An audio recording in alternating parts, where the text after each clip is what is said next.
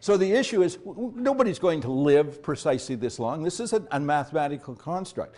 The relevant variable is that roughly 25% of the males, 65 years of age today, will have a 90th birthday. Females, it's 40%. The issue is that people today are sitting there and having to be saying, I want the money to run out about a week after I die. In my case, a week before. So the issue is not the average, but what you think you're going to do.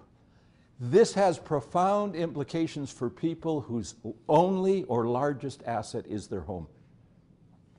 Because what those people need is some way of staying accommodated, but figuring out how to live when they're, how to support themselves for everything else that goes around. So tremendous opportunities in the real estate industry to try and overcome the inertia of people saying, I love the house, I've stayed here forever, to work with them and say, you know, maybe you like it, but it might make a good idea to sell and invest half the proceeds in some kind of managed fund. So not only can you be housed, but you can have all of the other things you want, the vacations, the food, security, transportation, all of that other stuff.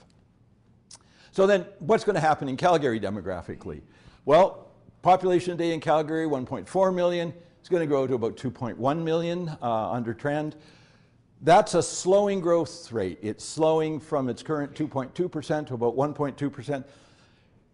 Look below the numbers, though. When you see that's not bad that the growth rate is slowing like that. So that's likely what's to happen. Two reasons. Baby boomers will die. There are a lot of baby boomers. The large number of deaths will offset births and migration to some extent. Number two, Canada has worse demographics than Alberta does. Canada as a whole will see virtually no growth in their young population. So if Canada's population of young people is growing, you're going to increasingly have to pay more, find all sorts of ways of getting them. So Calgary's growth rate will slow, but it's 750,000 people. You know, let's not stress. If you have to stay up worrying tonight, keep going, Luongo. Don't worry about the future of Calgary. What's going to happen to it in terms of its age composition is much more important than the number of growth, the numerical growth. And of course, the dominant shape of Calgary's age profile will be this upward shift as that 1939 to 1959 bulge in births gets older with longer life expectancy. So when we get out to 2036, yeah, aging will characterize it. And so we'll see that the biggest growth in terms of absolute and percentage growth is going to be in those older age groups as a resulting of the aging population, with migration and births broadening the base. This is a great demographic picture because it means you're going to have the people in your population to replace those who leave the labor force through retirement. In terms of percentage distribution, this is the percentage distribution of growth in the province of, in the Calgary region. Largest absolute numbers, largest percentage in the 65 plus population, but you're still getting 20% growth in the starter housing market. That's pretty good. Good balance. There are places in Canada where these numbers are negative and these numbers are positive, and they have huge challenges in those regions. And of course what will happen is the old people will leave too. So there's the issue. That's what's going to shape your housing market. So you say, which market should I focus on? Pick it. It's out there. Find out where your skills, your talents, your interests, where your work best are, and go after it, because it's out there. But you have to determine what you're going to do. In comparison, on exactly the same scale, there's Canada. Huge growth in this 65 and older population, but even with increased immigration, almost no growth in the younger population. So other parts of Canada are going to have different kinds of opportunities in their real estate market than you will have. So what are some of the issues then of the older population? A lot of it is good news. You've worked in these markets as seniors. I want to raise some concerns, and I'm going to raise some concerns that I think are going to be of particular importance to realtors, both professionally and personally. When we look at some of the leading, we've had all sorts of conversations about seniors populations, will we be able to supply health care, et cetera, et cetera. Most of those lie outside of our industry. One that lies inside our industry are these issues of senior financial abuse, of a whole range of issues coming in from people, seniors signing listing agreements, accepting an offer, and their kids saying they didn't have capacity to do it, to seniors listing their houses because they're lonely. They're never going to accept the offer. They just want the traffic. They just want to see people. That happened next door to me. And the guy who listed it actually used to ask the licensee to bring him cigarettes when she brought people by. So a whole range of issues. Caring for your vendor, also making sure you don't get caught in situations where the kids, the nephews, whoever is hovering around doesn't come after you and say you're professionally negligent because you induced people to accept a contract or something like that. This is something, as the baby boomers' very few children look at the tremendous asset value in their parents' house and their parents are aging, there is potential for enormous conflict from people selling houses they don't want to sell to parents, people not selling the houses that they do want to sell. Doesn't matter what you do, figure out a way to protect yourself from getting involved in this stuff. So it's a really, it comes up from time to time, it's going to increase significantly in the future, and you don't want to be in this kind of situation. Because lawyers need money. So how do you do this? Industry can stand up and put out a standard little bulletin that you can give to vendors to make sure they understand their rights. You can have newsletters, you can have seniors advocates, a whole bunch of things you can do. In the back of your mind, though, always have to remember that first lesson in real estate law of contracts. It's, do the people have capacity? And now you have to ask yourself, how do you ensure your self-protection around the fact that other people may argue that they don't have capacity? Okay, so having said all that, now let's take a look at what people are doing. We've already talked a couple times about life cycles. Life cycles are things that change over with age. So something that you do young, Shakespeare's 7 stages of personhood,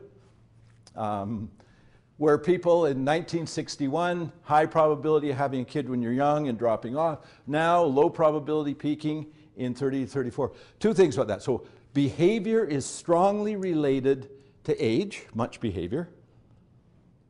That behavior changes over time. So when we look at what happens in markets, we have to anticipate not only that this is what old people do, we have to put down this is what old people used to do, this is what new old people are going to do.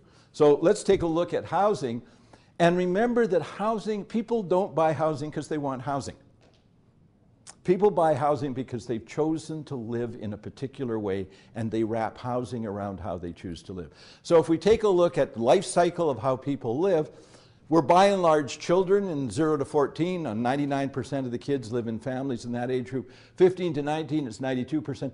And then at some point in your 20s, you leave home and you go out and you become a parent, single parent perhaps, but a parent with children or part of a couple. So we look at this and it kind of describes life, and we build this as a model. But let's take a look at the fact that there's tremendous diversity in this model.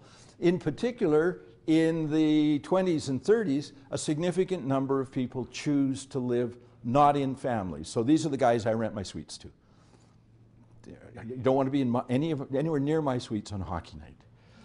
Because these guys don't have a relationship. They don't have a relationship with the person they're living with. They don't have a relationship with another person. They don't have a relationship with anything but a Nintendo and a hockey stick. So for some period, and say, well, that's part of being young, but for many people, they don't go through that stage. But notice that there are people who live in non-family households throughout their lives. There's diversity in our housing markets, and what we have to appreciate is instead of taking this model of people going in a straight line through their lives, those are mazes that people go through. When you sit back and look at your life, you go, oh, nobody told me there'd be that many U-turns, S-turns, on-ramps and off-ramps. So that's the general pattern. And then there are people living alone, and we in our minds think, well, seniors live alone, and there they are. 1/3 of the people over the age of 75 in Calgary live alone. But again, there are people who live alone throughout their entire stage of life cycle, and they are viable participants in the housing market and be good vendors, purchasers, etc. And then finally, institutional and collective. And again, we have this image of, well, seniors are all in institutions, but actually only 30% of seniors in institutions. 70% of the seniors in Calgary are out there in the housing market. So we have to focus on that. Now notice that there are people in institutional and collective throughout the life cycle. Somebody has to go to jail. So about 1%, it's about 2% of the males down there are in some kind of institutional experience and relationship for some period of time. And say hi if you see them. This is what it looked like in 1996, and it looks pretty much the same, right? Yeah, a little bit of difference here and there. If we actually take a look at how people have changed how they live in Calgary over the last decade, it's profound. The difference between those two shows an 11% increase in the number of kids living in their parents' home. A phenomenal increase. That's the market I say you go after to say, you don't want your kids going into rental when they leave home. Let's work together to figure out how to get them into a new condo or into a little starter bungalow or something like that. And the parents are still working. They can get another mortgage on their house. Real opportunities in that segment. That's growing. A little bit of drop in couples and singles. Not a lot of change in people's behavior age 30 to 65, because that's kind of how we establish how we want to live. That's where it comes from. There's not a lot of change in there. But look what's happening at the end of the spectrum. Significant declines in the number of seniors living in institutional and collective, in the number living alone, in the number living in non-family, and phenomenal growth in the number of seniors living in couples.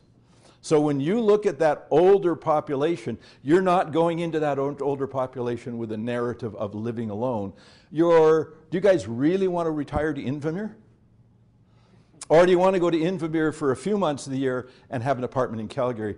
Because Invermere in the winter, it's fun if you ski, but what I've discovered is that most of my peers kind of go from the pre-ski to the après-ski, and you just don't really get excited about whatever that is supposed to do in the middle. So that's number one, real focus. And then look at the drop in institutional and collective, almost entirely picked up by living in couples, but also a growth in living alone. Now you say growth in living alone, what's happening there?